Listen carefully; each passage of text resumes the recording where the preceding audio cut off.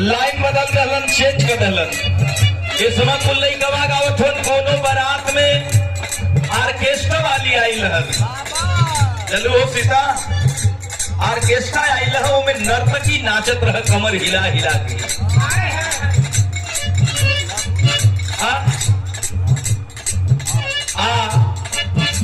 दूल्हे राजा के संगे जितना संघाती आ रहलन, दोस्त मित्र सब खुश बा,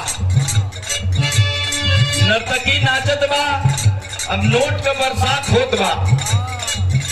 वही जगह से बीच बरतिहन में थे भाई बैठल बारन, तनी चढ़ौलहू बारन। अब 5000 का गड्डी निकाल के फहरा के कहत आ रहे 42 डिग्री लेके, कहत मेरी जान जरा हिला हिला के नाच, थोड़ा आओ थोड़ा आओ। नर्तकी कहे लइकवा खाली पैसावा के फहरावे दे एक कोना। अब नर्तकी कहे का कहे, सटा पर आई बानी तब न चहरी,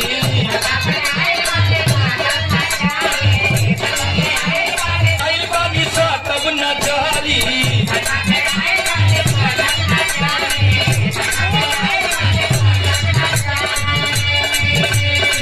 कमर हिलाई जब जरी मारो,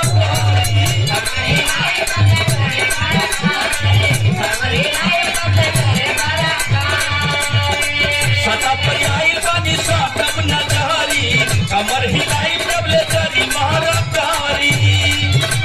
और लइकवा कहे सुना, आई 5000 वाली गड्डिया कब दे सुना, खटी मीठी दवानी काची खइबू ना,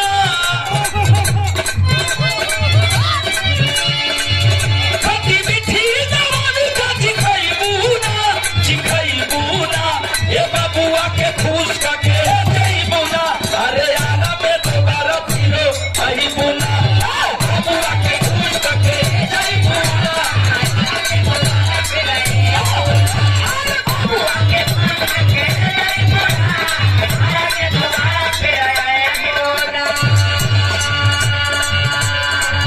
तमाम गीत बाए बच्चों कितना गईगा,